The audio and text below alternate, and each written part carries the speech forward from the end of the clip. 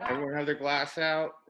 We're going to start, as we do, with cheers. Hope everyone's there. Clink your glass to the screen. So we're cheers. Chin chin. Chin chin. Yeah, we. Wow. Oh, this is like what went down.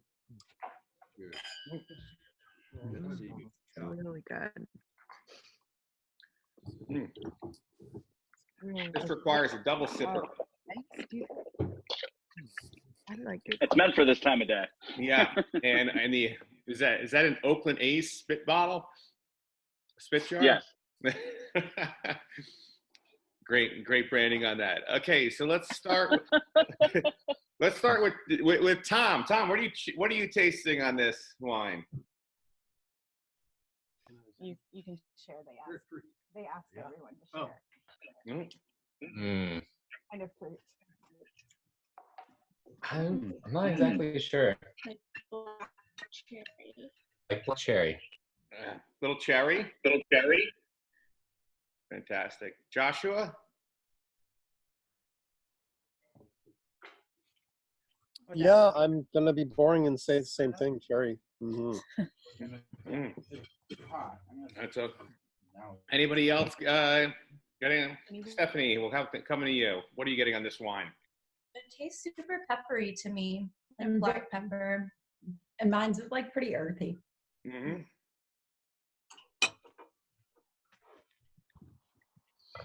Everyone's correct. Yeah. There's no wrong answer. There's no wrong answer here. Who's logged in under RVH Design? Is that what is That's your my buddy Rob. That's your buddy Rob. Okay, Rob, if you don't mind, I'm gonna just change your name so I can recognize and call on somebody. Sweet. So I'm just gonna call. I'm gonna change your name to Rob so I can see it. Hey everybody. Hello, Rob. Rob is one of our special guests. So it's my pleasure to bring our fourth wine producer today. This week. Not today. Sorry, today I misspoke. So Wolfgang Weber joins us from Cavale Wine. So before we get into your background, Wolfgang, let's tell us about this wine specifically, the Cavale Zinfandel. The 2019 Zinfandel. So this is our second year working with this particular vineyard and Zinfandel as a variety. It's our third vintage as a winery. So, hey, and I've always loved. So we do Sauvignon Blanc and Zinfandel, which are, to me, Zinfandel, you can make an argument that it's very much the grape of California. Sauvignon Blanc less so, but at the very least, it's a standard as far as the state goes. And while personally I love a lot of fun, esoteric grape varieties and having them from new places in California, for this project and for kind of what I both Chad and I sort of envisioned Cavale being, we really wanted it to speak to, I don't know, a certain level of familiarity and accessibility and enjoyability. So that's kind of, earlier when I was like, this is the time of day to drink this wine. That's kind of the attitude we're going for with it. If that helps as far as a descriptor. So what do you mean when you say that? What is it like? This is the perfect time to drink this wine. What is it about this time of the day? And some people, by the way, are in the East Coast. Yes. Oh, right. Oh, okay. East Coast, baby. East Coast. I see all this daylight, or it looks like daylight in all these shots, and I'm like, it's dark outside here. Okay. Wait. Who's dark right. outside? Who said that? That's me. There she is. Virginia. So we have Virginia. We've got Connecticut. We've got a few East Coasters here. All right. I stand corrected. But it just got dark. It's only been dark for about 30 minutes. Well, then let this mind be the sunshine of your mind. Yes. My mind needs some sunshine. There you go. Well, somebody in our little tasting descriptors pointed out the peppery, spicy note to it. And to me, that's kind of what I like about when I say this is the perfect wine to drink right now, which could be anywhere between 5:30 and 8:30, depending on your time zone. Something kind of a little lighter, fresh, spicy, zesty. A good amount of energy in the wine. I think that's really what we're going for. I keep looking at the bottle like it's going to tell me what it wants me to know. But that's Chris, when I say like that's the time of day, that's those are kind of the attitudes we're going for with it. And I think this year we really succeeded with that. I enjoyed last year's wine, but I think this year's is. Yeah, and this is sort of more where we were with it. So this is actually the only wine in this pair or this collection of 6 wines that I have not had prior to putting it in the package. I had last year. I had the 2018. I thought you had. Oh no, I had the 2018 and knew that it was good, and then having had some conversations with Wolfgang. This is one of those, trust the producer, trust the people who are doing it, know who the people are, and you're like, the chances are this is going to be a really good wine. And it is. Oh, thank you, sir. Yeah. Thank you. I'm touched. Yeah, it's a lot of fun. I mean, Zinfandel has a special place in my heart. I wear, nobody here would know me, but I wear many hats in the wine industry. I have a day job with a distributor here in California, and have worked in various capacities throughout the business. And in an earlier life, I worked production for a few years up in Napa, in the hills, actually a little east of St. Helena, a winery called Green and Red, which is sort of an old school, founded in the mid 70s. I count school here. Artisan winery, and they were really about Zinfandel, particularly at a time where Napa was being really redirected to Cabernet and pursuing a Bordeaux kind of stratification and chasing that kind of market and the high dollars. Very classic producers like Green and Red. I would say Storybook Mountain Vineyard falls into that category. Hendry. These are kind of old school Napa producers. Who would make these wines that to me evoked just an earlier sense of California, not really chasing a certain type of trophy, but really more of a I don't know, just kind of, to me, what it is to live here. And I grew up here, so it's harder to explain, but that's kind of the idea we're going for. Yeah, that's the second time you mentioned that. You mentioned that Zinfandel is sort of like the grape of California and evokes a sense of California. So how are you capturing that in a bottle? Like, what does that mean to you? Well,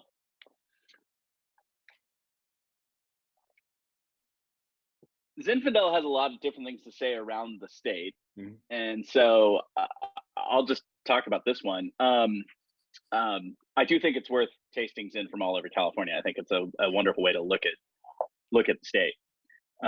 Earlier, actually, prior to this, I did an Instagram live with my friend Marty Winters, who makes a wine called Maitre de Chez, and they've got a Zinfandel that's in a much more structured and built style.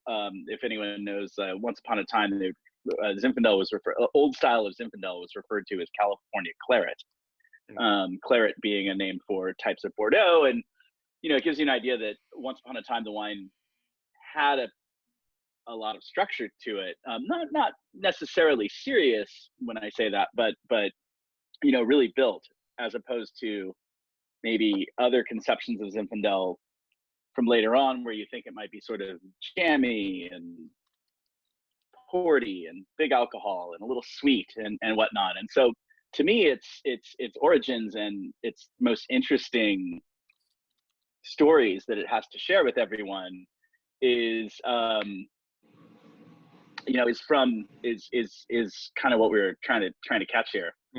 And I so think it's a great wine, by the way. The pepper. The pepper is wonderful. It's really good. Yeah, if I'm just spewing word stew, by all means, chime in. I mean, We're going to No, interrupt it you to is tell like you how I think fucking it's wonderful your interesting. wine is. So this is Thank one you. of the things, I'll take it. one of the things I really It's a like. long So Monday. yeah, I think Brian and Tracy own a wine bar in Sharon, Connecticut. So they're one of our East Coast people as well. Oh, cool.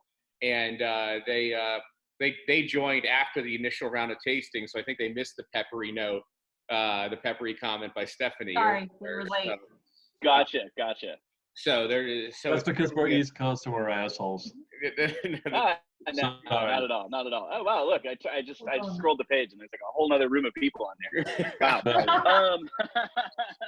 So the peppery notes, like Zin. People have always described Zinfandel as being kind of spicy, and I'm not, who knows what people meant by that. We took it in kind of a literal direction. When you ferment wines with using a variety of, say, whole cluster carbonic, add stems, other elements like that, you can kind of impart a little bit of a peppery note. And so we used a lot of stems and whole cluster in this wine, and that's kind of where we went with this. And Rob, good question. Yeah. So are you just to give it a little bit? So some of the spice is literally from that. Well, what's that? Amelia's asking a question. She said this is very different than a Rombauer or a Honeycut, or so. Have you had those big Zins? I have had those big Zins. They're not necessarily to my taste. The biggest I'll kind of get stylistically is like Ridge. Some of the Dry Creek bottlings from Ridge, I think, are Gizio or some of the those Sagazio ones can be really good. There's like I'll like I said, I drink Zin from all over the state, and I think it has a lot to say, even at higher alcohol levels, like say 15.5, 16%. Not something I would necessarily chase, but this clocks in at a moderate. Well, the label says 12.5. I think it's more like 12.2, but yeah. We put 12.5 on. We put 12.5 on there because, frankly, I think a little lower than that, and some people would not buy it because they see the word Zinfandel. They're expecting maybe something a little more higher alcohol, and to see it a little lower, I think would sort of chase folks away. Yeah. So maybe not. Yeah. Times have changed for sure. So coming from your background as distributor and everything, and it looks like you work with Honeycut as well. No. Oh, sorry. Can I interrupt for a second? Yeah, go ahead. No. Rob. I'm the only person here that knows Wolfgang like way too well. But Wolfgang went to boarding school with the winemaker from Honeycut, Justin Stevens, which is a totally different conversation. But we went to boarding school as well. And one of the things I was typing to Wolfgang about the California-Italian connection thing here is a lot of people have tasted California Zinfandel, but not the Italian side. And when I first moved to SF, and Wolfgang was editor for a magazine, anyway, he would come into the restaurant where I was working at A16. And that's really where I got to taste a lot. That was Wine and Spirits days. Yeah, I got to taste a lot of the early or Zinfandel from the Italian side, and there was this pepper and this whole other character that you weren't getting in a lot of the California stuff that was just big and like, powerful and whatnot. And so it was interesting to me to see the juxtaposition, but with the vineyards here, like you mentioned, Ridge, Wolfgang, such old vines here, and the weather like Italy, super dry, super hot, and the potential to do something that's not, exactly the way we've been doing it, like to try something in Dry Creek or just something like that. It's interesting. This is a wine to me that shows that there's like a lot of breadth in Zinfandel that we just we weren't seeing early on. Yeah. No, I think that was a market thing. I think, people were really chasing this. The Ravenswood had that tagline in the 90s of no wimpy wines.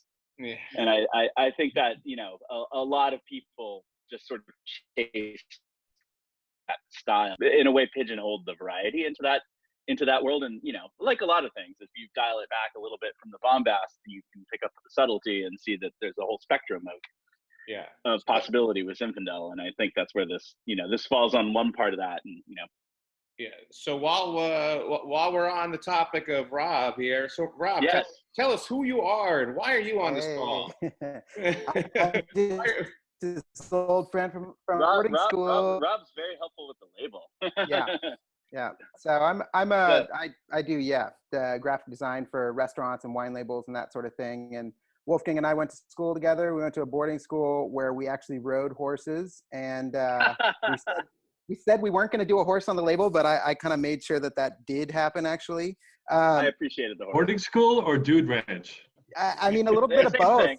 Yeah, exactly. It's pretty much, it was in Ojai, California, which is now chic, but it was all orange groves and avocados and stuff back in the day. And, you know, Don't forget witches. the biker gangs. Yeah, witches in East-West Valley kind of thing. Anyway, so I do graphic design for all food, wine, and spirits stuff. And when Wolfie was like, hey, I want to work on this project, he told me the name, and then every one of you has to listen to the song. There's a song called On Cavale that he listened to. Yeah, go ahead. No, it's a French group called Junior, and they have and it is actually a French phrase. I should say that. On Cavale. I tell you what, if you send me the link, and I'll put it in the meeting notes so that everybody can get it. All right. Boom. All right, Yes. all right. All right.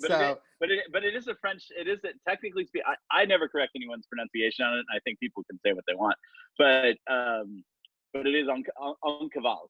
On Cavale. Yeah. As opposed to, you know, I get in Cavale, I get on Cavale. Everyone says it every which way, and so when you grow up with a name like Wolfgang, it's like whatever. People can say what they want. Should it be on cheval? Cheval. On Cavale. No. It doesn't necessarily have to do with a horse per se. The phrase it's an idiomatic expression that means to basically flee something. And it would be to get away on a horse, basically. But a better way to look at it is to translate it as to be on the land. Nice. You would describe, like, you in French you would say Bonnie and Clyde sont en cheval. So are you guys bootleggers? Yes, exactly. Totally legit. Cool. Yeah. But yeah, so that's kind of the idea. So that's why hence the guy's got his little bag of loot, and you know. Okay. The whole so the other variety we make is Sauvignon Blanc. We got some Vermentino coming, but that's in barrel right now. The idea is that the varieties kind of mess with people's preconceptions a little bit whether classic or super sort of a character of California grape varieties that people just sort of associate with the state. So Sauvignon Blanc and Zinfandel. I think people have certain things in mind with how those taste, and so the idea was that we were kind of messing with that perception a bit and trying to get away with it. So that's kind of where the name ties into it. I think I asked you this question. A really long road trip. Yeah.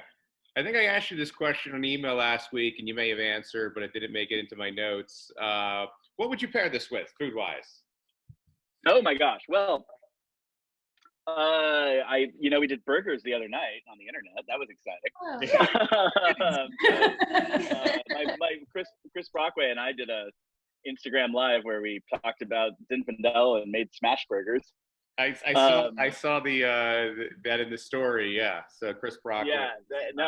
It was pretty tasty. So and that's another wine that's in the pack. Go with the bootlegger. Yes. There's a wine from Chris in the pack too. One of his, I think, the Chenin Blanc. Is that what you picked? The Chenin Blanc, yeah. The Brock Appy Chenin. I love that. Yeah. I love that wine. Yeah. Chris and I are very good friends, and I learned a lot about Zinfandel from him actually. So that's kind of part of why we did this Instagram live thing on Saturday. But yeah, so anything simple like a burger, but it's pretty versatile. To be honest. What did you learn? Since most of the people here have had a chance to meet Chris or at least interact with him about a Chenin, what did you learn from him about Zinfandel? In what context? So he early on he was determined to. He really liked Zinfandel. He worked at a producer that was famous for a super big pushed ultra ripe style of Zinfandel Rosenblum, way back in the day. And he likes to joke that like, oh yeah, I worked there so that I learned what not to do. But you know, that's a facetious statement. You know, it's to produce wine on that scale requires a certain amount of skill, and that's some solid work experience.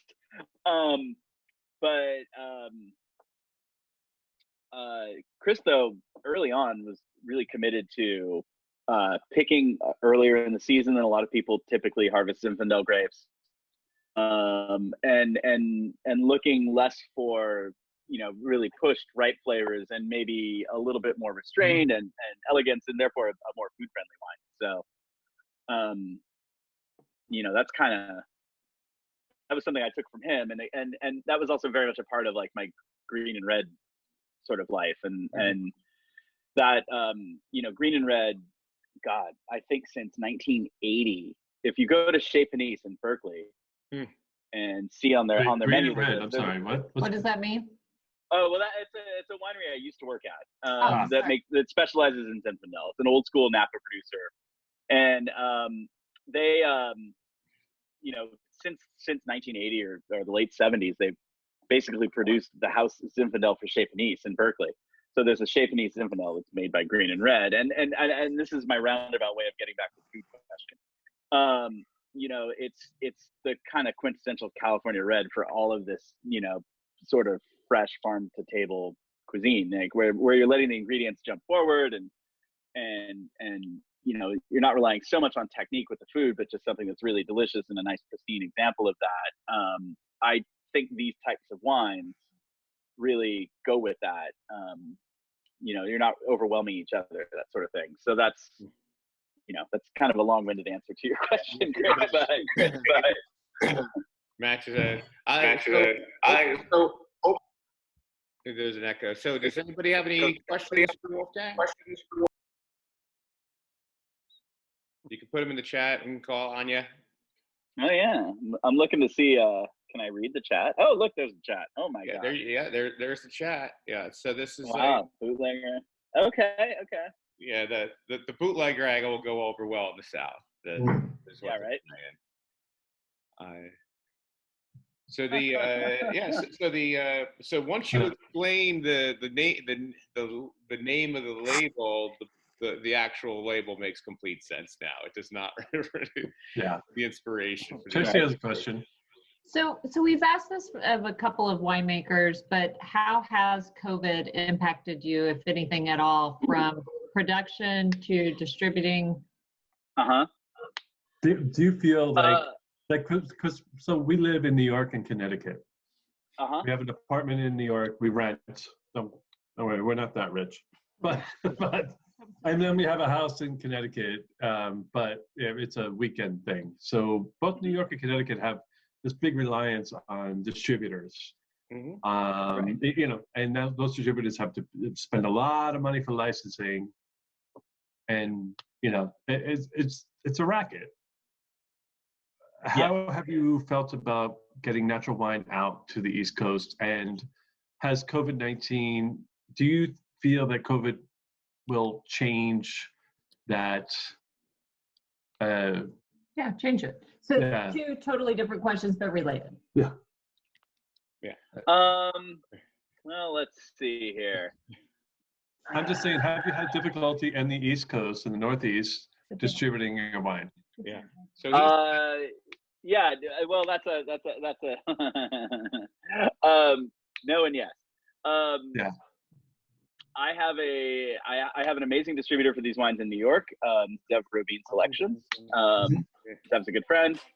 Zev finds himself in the situation that a lot of distributors of that size, who are basically, because their customer base is actually heavy on the restaurants and less on, say, big retailers or supermarkets, but heavy on the restaurants and the wine bars, with their customer base essentially closed for an indefinite amount of time, they're unable to buy in product. So my 19s should have already been in New York and elsewhere in the East Coast. We're in Maryland a bit, down in the South, and it's they should have been out there already, and they are not. Those distributors are not picking up their, And is that because what of was COVID? what was sort of produced for that? Yeah, Is that because of 100% COVID? Because they're preoccupied with COVID, or Yeah, I mean, real no, do shit. people stop? I don't blame Zev for not picking up, not putting out. So basically, he would have to issue me a PO for a few pallets of this wine. I would send it out, and it's like, what's he going to do with it? He can't sell it, and then he owes me a bunch of money. He's stuck with it. Yeah. And I could say, all right, Zev, you've got 120 days to pay me, or something like that, and that's fine.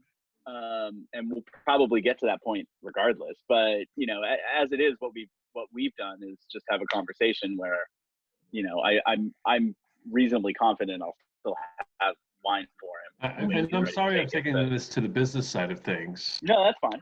Because the wine is fucking delicious. It's really good.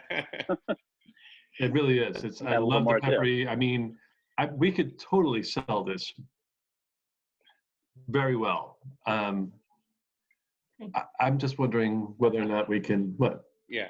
So I'll put you two in touch afterwards. Yeah. Maybe other people have questions. But I think I think more it goes back to it's more about cash flow and inventory, because most of these producers rely entirely on the restaurant distribution, and all the restaurants are closed. So, as you heard Alex Pomerantz say yesterday, is like everybody woke up and they said, oh crap, we need to start a direct to DTC or start working with online retailers like Leporello's to get our wine out, because 95% of their distribution stopped buying overnight. And that's just, it's not through anyone's fault. It's just the reality. I can't wait for it to turn back on. Yeah, it's the reality. It's also an industry, because it's based on annual crop yields that is cash rich once the bottles start flying out, out the door. But then there's no cash coming in between those two things, right? It reminds me like the interesting studies about farmers and IQs, and farmers' IQs seem to be higher after they sell all their crops and poorer the closer it comes to harvest, because they're running on smaller money at that time. So, yeah, they've been really interesting. Yeah. So those things that are in agriculture, they just work in those cycles of feast and famine, literally for cash flow. But but Wolfgang also, as we put in the chat, also works for a distributor, for a few different distributors that I buy some other white wine from as well. So I may be buying wine from Wolfgang with a distributor, somebody else's label, as well as his own label. So there's a lot of different, and there are. I wear a few hats. Yeah. And that's just here in California. I mean, for a producer like us, the California market's been actually good because we're here, so it's a little easier to.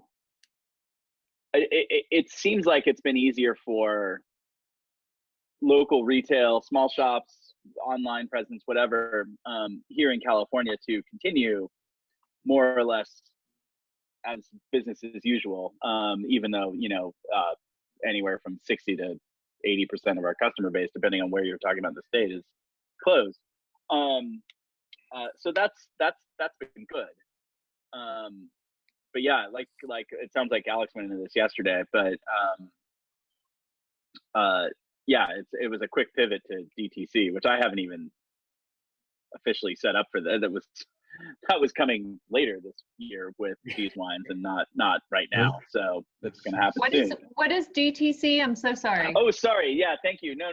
But if I say an acronym, please don't hesitate to ask. Direct to consumer. So that would be like your mailing list, winery thing, or whatever. Just buying it from me on the web, essentially, or go through Chris. With Chris, you get to. All right, we got you. Leporello's would be. Leporello. Leporello You is retail. you get the nice mixed 6-pack. You get to taste 6 different wines. Yeah. It's not like you're locked into a certain club of everyone. It's brilliant. I mean, Chris has done such a great job. No, but I mean, Chad and I purposely with this started it in the wholesale channel, and then the intention was to, once there were enough wines with it, because we don't have any investors or any, there's no outside money, so it's kind of an organic growth. And the idea was to actually have a more of a direct consumer channel going a little bit later on, and emphasis on the wholesale channel at the start.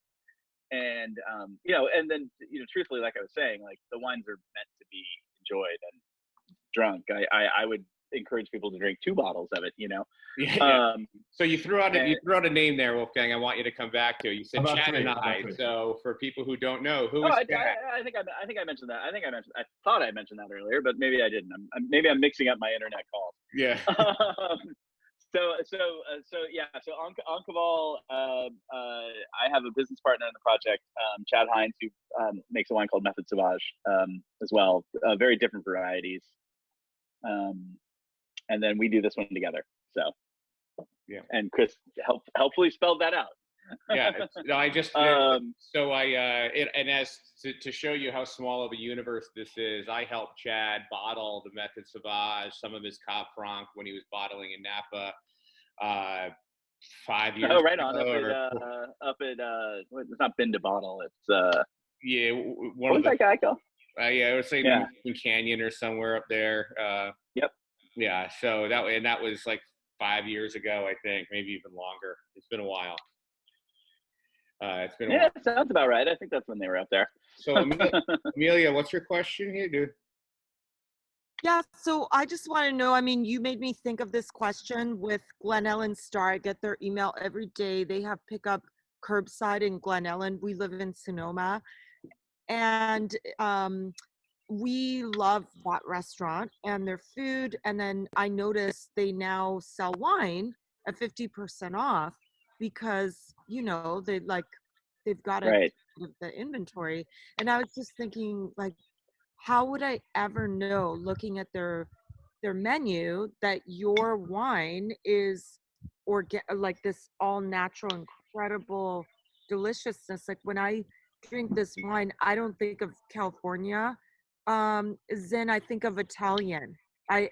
My sister Maria and I were Italian, and she's on this call too, and we grew up with this kind of Zen, not the California Zen. And I just think, how would I be able to go to a restaurant in Napa or Sonoma or wherever I am in the world and know, oh, this is like a wine that Wolfgang made that is natural?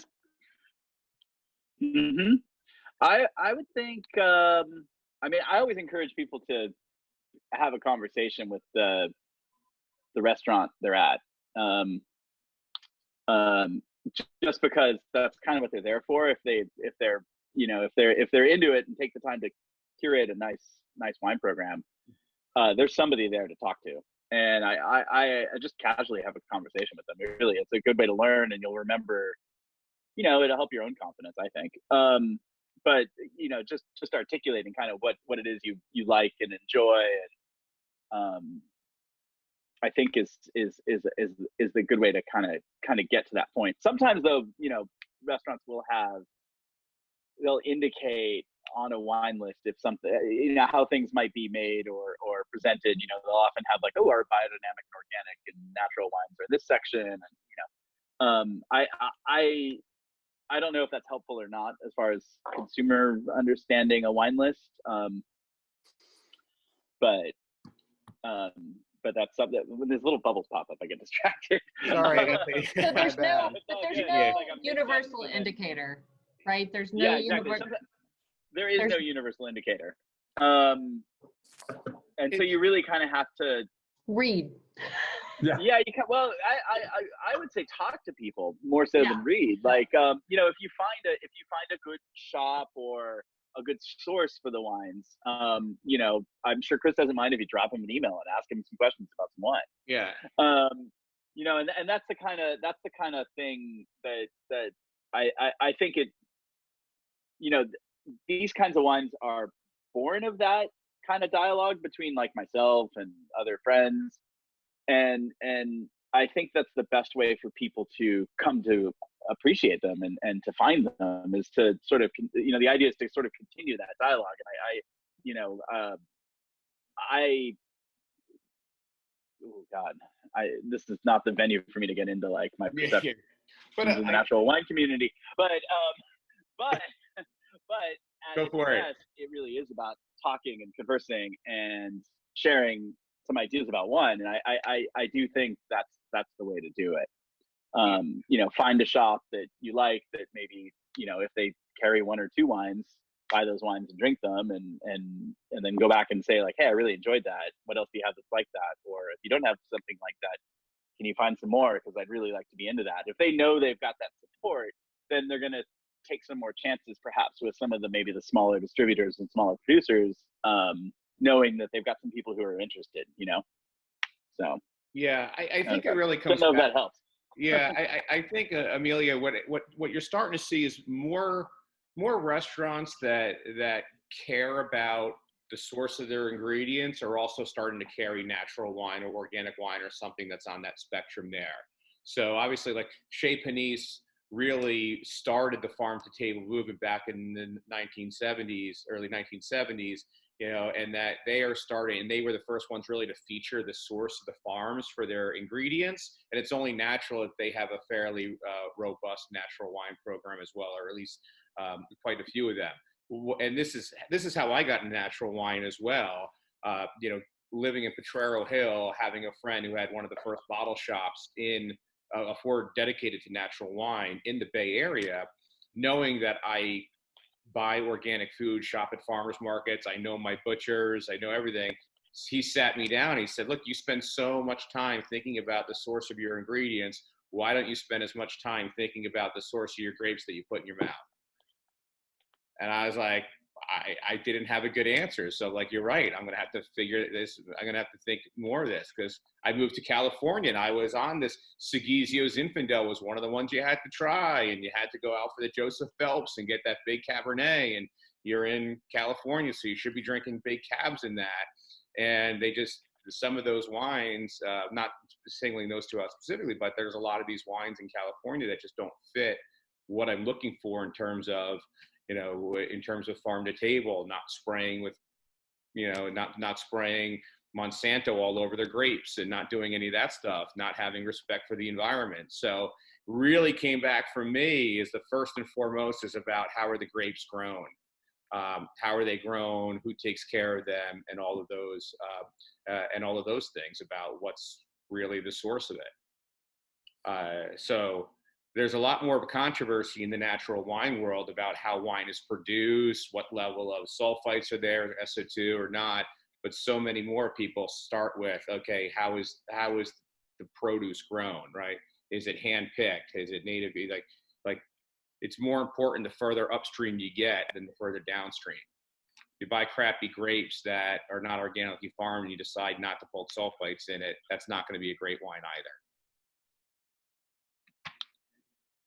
That was my diatribe. Sorry. I think Maria has a really good question in the chat about the curb appeal of labels. Right, Maria? How can they ask that with the graphic designer on the call? I mean, that's like, this is lovely. I can tell you, it's really important. No. That was actually a nod to the graphic designer. That was a nod to the graphic designer. I was trying. My point is, we have a wonderful Zinfandel from Peterson Winery. They're up in Mushroom River. They're great. They're great. Their label's awful. Love it. Right here. I just said it right here. I love them. They're great people. The Zinfandel is beautiful. I really like it. The label's straight out of the 90s. It does mean a lot. So how do you get people past the label? Seriously. We'll leave it at that. Well, I mean, we'll and bring it to Rob because you're the graphic designer for this. Well, I'll tell you, every single person will say, oh, I always choose wine on the label. And you say, but that's not actually true. I mean, when you go to a wine shop, you show up, you've got a price point in mind. You're going to try to get something red or white depending on what you're going for. So already you're not like, oh, that's a great label. I'll spend $80 on a red wine I don't care about. Like, so you're like, okay, I'm in the store. I'm looking at the shelf. I'm in my $20 to $25 Pinot mode. What does it look like? And then it's like, okay, there's classic old world. This is from France. This is from Italy. It's like, looks like a castle or something. So you know what that is like. And you can't really judge the wine based on those labels because, a Chateauneuf de Pape label would always win for the most grand and the most like crown, whatever. And so when you get there, it really is like for Wolfgang's label. I mean, we wanted a throwback to like this old world movie poster. It's actually vintage French graphics from this 1920s magazine I got. A lot of it is like really is actually really collage, and it's like basically me taking different elements and putting it together, but going for that. And so having someone, when they got to the shelf and they were in the, I want something red, I'm in a shop that I trust, that at that point Wolfgang's wine would actually really stand out, next to say a really, Well, like Peterson wine. I'm sorry. Sure.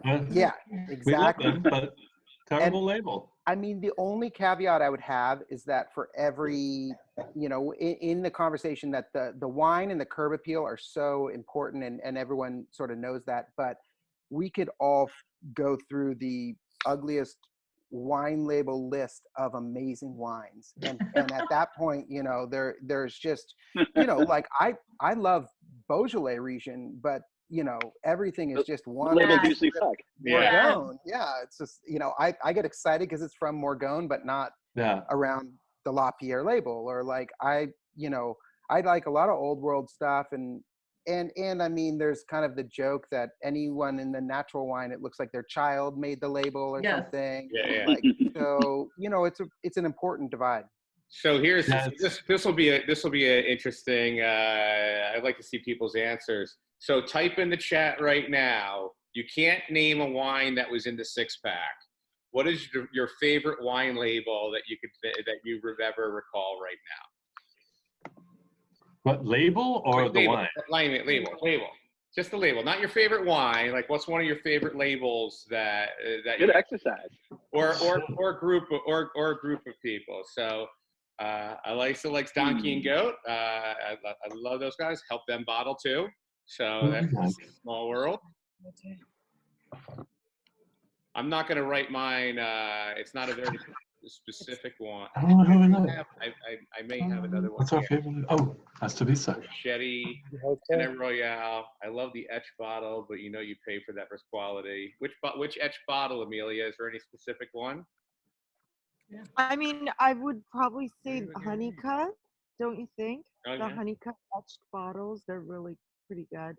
Like if you compare them versus, I don't know, it's probably like a perception thing, but it's like, I'll be back in 2 seconds. I think I've got one here. Should be just a 30-minute thing. 45 minutes. It's supposed to be now. Moscow. So I will say for me, some of the best labels right now are coming from the Southern Hemisphere. So I love this one is from New Zealand. This is Cavale. This is a great label. There's another Australian producer which I don't have right now called The Other Right. I'm sorry, I'm ruining everything. I'm gonna mute you. So that is Cavale and The Other Right from Australia are some of my favorite labels.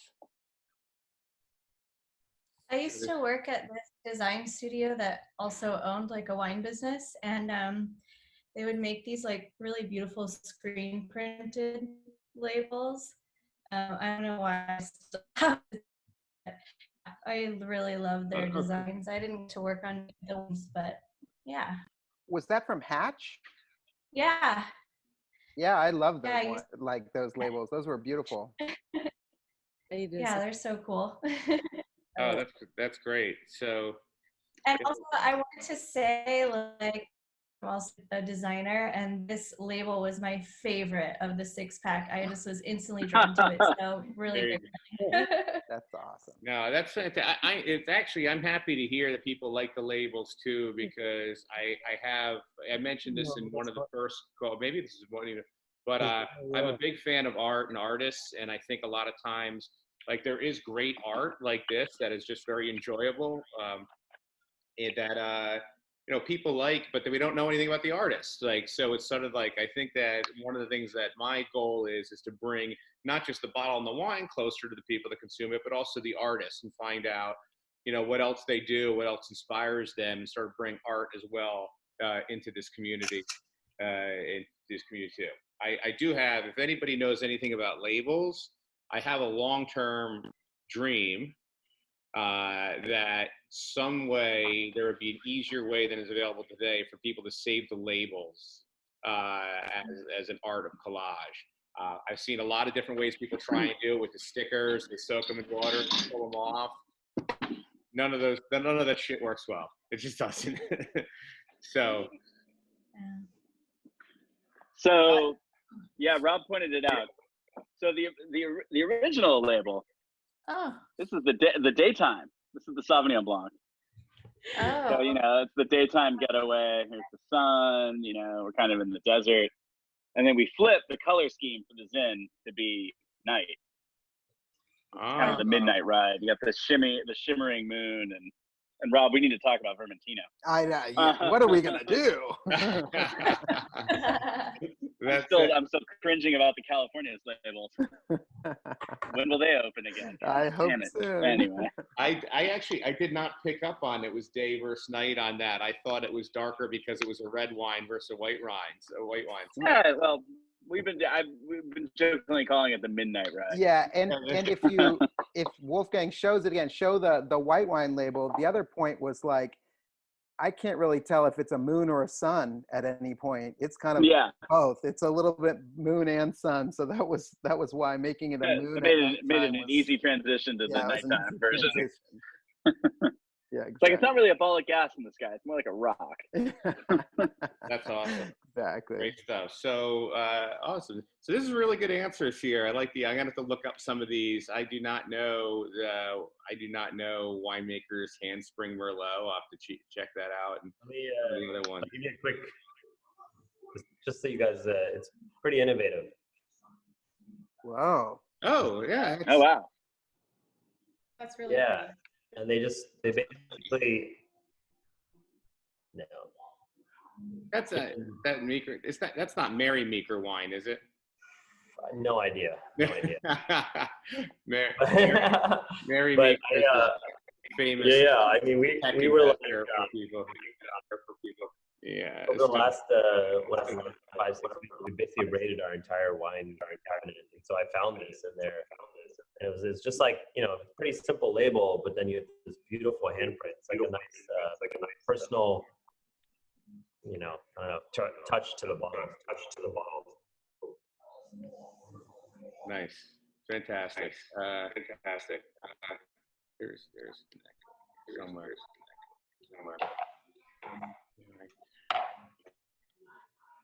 So one other question, when this is all over, is there like a vineyard that we can visit, or a tasting room or something around that?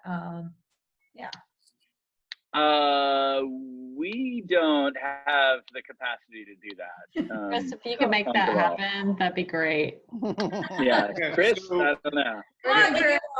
So, I think we can make a few things happen. So Wolfgang, one of the interesting. I think the likelihood of a pizza party at your place sounds that's where we can make more probable. So so one of the outputs of this, which is going to be a lot of fun, is that I think we're going to have some in-person meetups too. So we're going to go to Brock Cellars. We're going to go to Sonoma Mountain Winery. We're going to visit, hopefully, Alex up in Forestville, and even tomorrow. Oh, right on.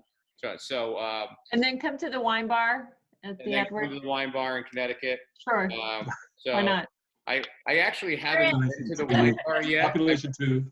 I've helped move stuff into the yet to be completed wine bar. It wasn't open when I was last in Connecticut. That's true. So far as I seem to have worked at all of these different wine shops that you know. So I'm like, people are like, why'd you get into the business? I'm like, well, I've been in the business for many years. This is the first time I'm actually getting paid to do anything. So yeah, so we can definitely have a pizza party up here and have Wolfgang and Chad come up with some wines and kind of hang out and just have a good time. And I think that would be a lot of fun. So I do love a pizza party. yeah. So once we can leave the house. So all right. So look, I really appreciate everyone's time. Thank you. Let's give Wolfgang and Rob a round of applause. Thank you, Wolfgang. Thanks, everyone. Thanks, Wolfgang. Glad you all like so the wine. Thank you so much. Events have been a lot of fun. Delicious. Very good. Yeah, these events have been a lot of fun. We've got a couple more, and then one of the things. So I do have a couple asks for some people that I'll probably be reaching out to people individually just to get like 15 minutes of you know, this is new. Everyone's doing something new right now. I'd like to hear people's direct opinions on, you know, what they like, what they don't like, what can be done better, how to make this even more fun and more interactive, and do this. We're doing a lot. We're doing 60 tastings in 10 days. Obviously, that's not sustainable for any of our livers, but this is something that I feel has some interest, some appetite to even continue even once we are set free from this shelter in place. So I'm looking forward to that. Hopefully, y'all can spare some time to help improve this and grow the community.